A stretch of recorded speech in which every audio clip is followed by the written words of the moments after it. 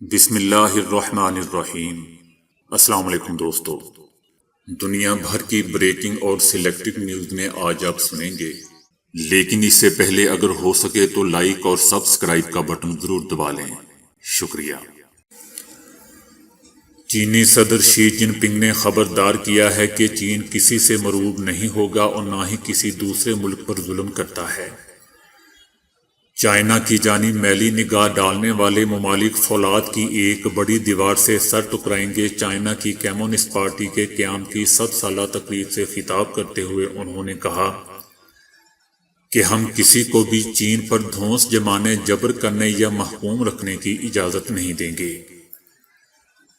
چینی صدر نے کسی بھی ملک کا نام لیے بغیر کہا کہ جو بھی اس کی جرت کرے گا وہ اپنا سر 1 ارب 4 کروڑ چینی باشندوں کی سٹیل کی دیوار سے ٹکرائے گا اور خود ہی خون آلود ہوگا۔ تقریب میں شریک 70,000 کمیونسٹ پارٹی کی سینئر قیادت اور ارکان نے صدر کی تقریر کا پرجوش انداز میں جواب دیا۔ چینی صدر کی تقریر کے دوران فوجی جیٹ طیاروں نے فضائی کرتب بھی دکھائے، توپوں کی سلامی پیش کی گئی اور محب وطن نغمے چلائے گئے۔ شی جن پنگ نے کہا کہ چائنا کی ترقی میں کمیونسٹ پارٹی کا مرکزی کردار رہا ہے اور اسے لوگوں سے الگ کرنے کی کوشش ناکام ہوگی۔ انہوں نے کہا کہ صرف سوشلزم ہی چائنا کو بچا سکتا ہے اور صرف چینی خصوصیات کے حامل سوشلزم ہی چائنا کو ترقی دے سکتے ہیں۔ چینی صدر نے کہا کہ چائنا تائیوان کو اپنے سے ملانے کا غیر متنازل عزم رکھتا ہے اور کسی کو بھی چینی عوام کی قومی خود مختاری اور علاقائی سالمیت کے عزم، خواہش اور قابلیت سے متعلق کسی بھی غلط فہمی میں نہیں رہنا چاہیے۔ روس کے صدر پیوٹن نے بدھ کو روسی عوام کے نام اپنے پیغام میں کہا ہے کہ وقت آنے پر وہ اپنے ممکنہ جانشین کا اعلان کریں گے، لیکن ان کے بعد ملک کی قیادت کون کرے گا اس کا حتمی فیصلہ ووٹرز کو ہی کرنا ہے۔ 68 سالہ پیوٹن اس صدی کے آغاز ہی سے صدر یا وزیر اعظم کے عہدوں پر فائز رہے ہیں۔ ان کی موجودہ 6 سالہ مدت 2024 کے آخر تک جاری رہے گی۔ البتہ ان کے اس بیان کا تجزیہ کار باریک بینی سے جائزہ لے رہے ہیں کہ آیا پیوٹن اپنے اقتدار کو طول دینے کا ارادہ رکھتے ہیں یا نہیں۔ سرکاری ٹی وی پر عوام کے ساتھ سوال و جواب کے سیشن کے دوران گفتگو کرتے ہوئے روسی صدر کا کہنا تھا کہ وقت آئے گا جب مجھے امید ہے کہ میں یہ کہہ سکوں گا کہ میری رائے میں یہ شخص اس قابل ہے کہ وہ روس جیسے ہمارے شاندار وطن کی قیادت کر سکے۔ دوستو، یاد رہے کہ سرد لڑائی کے دوران پیوٹن سابق سوویت یونین کی خفیہ ایجنسی KGB کے آفیسر تھے۔ دسمبر 1999 میں ان کے پیش رو صدر بورس یلسن نے انہیں قائم مقام صدر کے طور پر نامزد کیا تھا۔ بورس یلسن نے سابقہ سوویت یونین دور کے بعد روس کے پہلے صدر تھے۔ پیوٹن کے اصرار پر گزشتہ برس روسی آئین میں تبدیلیاں کی گئی تھیں، جس میں اجازت دی گئی تھی کہ وہ مزید 2 بار 6 سالہ مدت کے انتخابات میں امیدوار ہو سکتے ہیں۔ مغرب کے ساتھ انتہائی کشیدہ تعلقات کے دوران روس ان دنوں ایک نازک سیاسی دور سے گزر رہا ہے۔ روس کی تیل پر انحصار کرنے والی معیشت وبا کی وجہ سے متاثر ہے، جبکہ ملک میں مہنگائی کی شکایات بھی عام ہے، جبکہ روسی کرنسی ربل بھی کمزور ہو چکی ہے، لہذا ووٹرز کے لیے یہ انتہائی حساس معاملات ہیں۔ وزیر اعظم عمران خان نے کہا ہے کہ امریکہ کے ساتھ ہم افغانستان میں امن کے شراکت دار ہو سکتے ہیں، لیکن تنازعات میں ساتھ نہیں دے سکتے،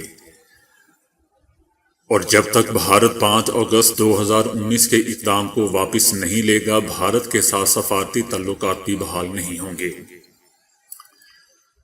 وزیر اعظم نے کہا کہ میں نے 21 سال عالمی کرکٹ کھیلی۔ ہم جس ملک میں کھیلنے جاتے تھے وہاں اس ملک کے اپنے امپائر ہوتے تھے، جو ہارتا وہ کہتا تھا کہ امپائروں نے ہرا دیا۔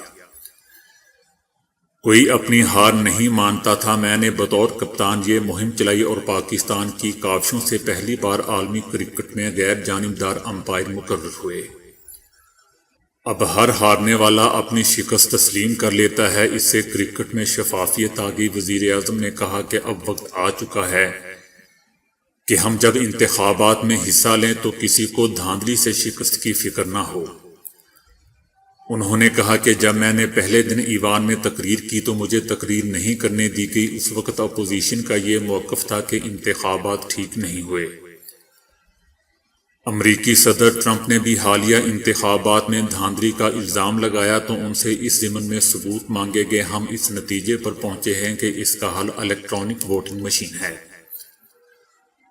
انہوں نے کہا کہ اپوزیشن اس سلسلے میں اپنی تجاویز سامنے لائے، ہم سننے کو تیار ہیں۔ انہوں نے کہا کہ اگر اصلاحات نہیں دیں گے تو نتائج متنازع ہی رہیں گے۔ وزیر اعظم نے کہا کہ مدینہ کی تہذیب دنیا کی سب سے عظیم تہذیب تھی، آج بھی جدید دنیا اسی ماڈل پر بنی ہوئی ہے، سائنس اور میڈیسن سمیت ہر شعبہ اسی ماڈل میں آگے بڑھا۔ وزیر اعظم عمران خان نے کہا کہ جب ہماری تہذیب پستی کا شکار ہوئی تو پھر ہم بھی نیچے آئے۔ وزیر اعظم کا کہنا تھا کہ وہ متحدہ عرب امارات، سعودی عرب اور چائنا کے شکر گزار ہیں کہ انہوں نے پاکستان کو ڈیفالٹر ہونے سے بچا لیا۔ وزیر اعظم نے کہا کہ مدینہ کی ریاست کے ابتدا میں مسلمان بہت غریب تھے۔ نبی کریم صلی اللہ علیہ وآلہ وسلم نے آغاز ہی میں کہا کہ معاشی طور پر کمزور طبقے کی ذمہ داری ریاست کی ہوگی۔ وزیر اعظم نے کہا کہ ایمان والے لوگ کوشش کرتے ہیں، جب ہم معاشی طور پر کمزور طبقات کا خیال رکھتے ہیں تو اللہ برکت دیتا ہے۔ چائنا اور ہندوستان کی آبادیاں 2 ارب سے زیادہ ہیں۔ 35 سال پہلے چائنا بھی اس مقام پر کھڑا تھا جہاں ہندوستان تھا۔ ہندوستان میں آج امیر اور غریب کے درمیان فاصلہ بہت بڑھ گیا ہے۔ اس کے برعکس چائنا نے مدینہ کی ریاست کے ماڈل کو اپنا کر معاشرے کے غریب اور کمزور طبقات کو آگے لانے کا فیصلہ کیا۔ چائنا نے 70 کروڑ لوگوں کو غربت سے نکالا، جو کہ ایک بہت بڑی کامیابی ہے۔ چائنا ان اقدامات کی بدولت معاشی سپر پاور بن گیا۔ اس کے برعکس ہندوستان نے یہ اقدامات نہیں کیے، جس کی وجہ سے وہاں غربت بڑھی۔ وزیر اعظم نے کہا کہ محمد عبیدہ بہت بڑے مسلمان اسکالر تھے۔ جب وہ یورپ سے مصر واپس آئے تو انہوں نے کہا کہ مصر میں مسلمان تو زیادہ ہیں لیکن اسلام کم ہے۔ اس کے برعکس یورپ میں مسلمان نظر نہیں آتے لیکن اسلام نظر آ رہا ہے۔ وزیر اعظم نے کہا کہ اس کی وجہ یہ ہے کہ جو بھی اسلام کے اصولوں پر چلے گا وہ کامیاب ہوگا۔ وزیر اعظم عمران خان کا آخر میں کہنا تھا کہ برطانیہ میں مفت اور معیاری تعلیم ملتی تھی، وہاں بے روزگاری پر امداد ملتی ہے، وہاں عدالتوں میں معاونت ملتی ہے۔ اب پہلی بار پاکستان اسلامی فلاحی ریاست کی طرف چل پڑا ہے۔ چائنا نے جوہری توانائی کی مدد سے اپنا مصنوعی سورج تیار کر لیا ہے، جو صاف توانائی کا ایک طاقتور اور لامحدود ذریعہ مہیا کرے گا۔ HL2M چائنا کی سب سے بڑی اور جدید ترین فیوژن تجرباتی ریسرچ ڈیوائس ہے اور سائنسدانوں کو امید ہے کہ یہ آلہ ممکنہ طور پر سبز توانائی کے ایک طاقتور ذریعے کو کھول سکتا ہے۔ یہ ڈیوائس ایک طاقتور مقناطیسی میدان استعمال کرنے کے لیے ڈیزائن کی گئی ہے تاکہ وہ گرم پلازما کو 150 ملین سینٹی گریڈ کے درجہ حرارت پر گرم کر سکے، جو سورج کی تپش سے 10 گنا زیادہ گرم ہے۔ اس میں پیدا ہونے والی شدید گرمی اور طاقت کی وجہ سے اسے مصنوعی سورج کہا جاتا ہے۔ دوستو، کمزور نظر کی چند علامات ہرگز نظر انداز نہ کریں۔ نظر کی کمزوری ایک عام مسئلہ بنتا جا رہا ہے، حتیٰ کہ آپ کو اکثر اسکول جاتے بچے اینک لگائے نظر آتے ہوں گے۔ آنکھوں کی کمزوری کی کئی وجوہات ہو سکتی ہیں، جیسا کہ انتہائی قریب بیٹھ کر ٹی وی دیکھنا، مسلسل موبائل فون، ٹیب یا لیپ ٹاپ کا استعمال، مسلسل تیز روشنی میں پڑھتے رہنا، غیر متوازن کھانا اور غذا میں وٹامن اے کی کمی نظر کی کمزوری کا باعث بن سکتے ہیں۔ نظر کی صحت مندی کے لیے احتیاط اور باقاعدہ چیک اپ ضروری ہے۔ ایسے لوگ جو صحت کے عمومی مسائل کا شکار رہتے ہیں، ان کے لیے آنکھوں کا باقاعدگی سے چیک اپ کروانا انتہائی اہم ہے۔ اگر اسپیشلسٹ ڈاکٹر آپ کی نظر میں کسی قسم کا مسئلہ یا کوئی ابتدائی علامت دیکھے تو وہ آپ کو اس کے مطابق دوائیاں تجویز کرے گا، جنہیں استعمال کرنے سے آپ ان ابتدائی علامات سے چھٹکارا حاصل کر سکتے ہیں۔ دوستو، احتیاط علاج سے بہتر ہے۔ اگر آپ اپنی نظر میں درج ذیل علامات میں سے کوئی بھی محسوس کرتے ہیں تو فوراً اپنے آنکھوں کے ڈاکٹر سے رابطہ کریں، چاہے آپ نے کچھ دن پہلے ہی آنکھوں کا معائنہ کیوں نہ کروایا ہو۔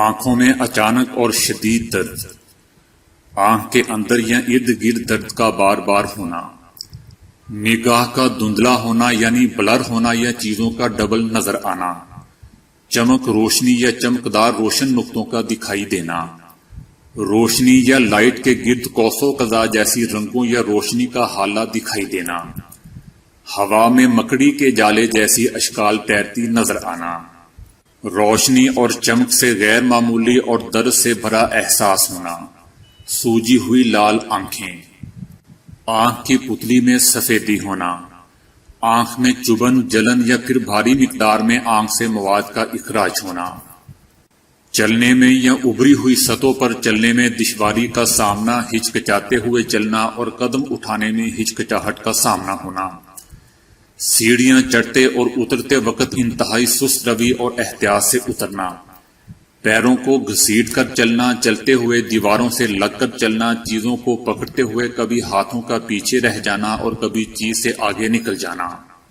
آنکھ میں بھینگا پن ہونا یا چیزوں کو دیکھتے وقت سر کو کسی مخصوص زاویے پر ایک طرف جھکا کر دیکھنا، چہروں اور چیزوں کو پہچاننے میں دشواری کا سامنا ہونا، رنگوں کی پہچان میں دشواری کا سامنا ہونا، گلاس یا کپ میں پینے والی اشیاء ڈالتے ہوئے گلاس کے بھرنے کا پتہ نہ چلنا، پڑھنے والی چیز کو آنکھ کے انتہائی قریب رکھ کر پڑھنا۔ دوستو، یہ تمام علامات ہیں جن سے اندازہ لگایا جا سکتا ہے کہ آپ کی نظر کمزور ہو رہی ہے یا کسی مسئلے کا شکار ہو رہی ہے۔ ایسی کسی بھی علامت کو محسوس کرتے ہوئے اپنے ذاتی ڈاکٹر یا آنکھوں کے علاج کے ماہر سے فوری رابطہ کریں اور کسی بھی ممکنہ پیچیدہ بیماری سے بچیں۔ کورونا نے دنیا بھر میں لوگوں کے معمولات زندگی کو یکسر تبدیل کر کے رکھ دیا ہے۔ اسی کورونا کی وجہ سے دنیا بھر میں کچھ ایسے الفاظ بھی عام بول چال کا حصہ بنے ہیں جن کے مفہوم اور معنی جاننے کے لیے لوگ ڈکشنری کا استعمال کرتے تھے۔ قرنطینہ دراصل اطالوی زبان کا لفظ ہے جس کا پہلی بار استعمال 14ویں صدی میں کیا گیا۔ اس کے لفظی معنی 40 کے ہیں اور ماضی میں آنے والی وباؤں میں مریضوں کو 30 سے 40 دن دوسروں سے الگ رکھا جاتا ہے، اور یہی طریقہ کار کورونا کے دوران بھی روا رکھا گیا۔ اسی وجہ سے آج تقریباً ہر فرد لفظ قرنطینہ سے اچھی طرح واقف ہے۔ تو دوستو، آج کے لیے اتنا ہی۔ ویڈیو کو لائک اور شیئر کرنے کا بہت بہت شکریہ۔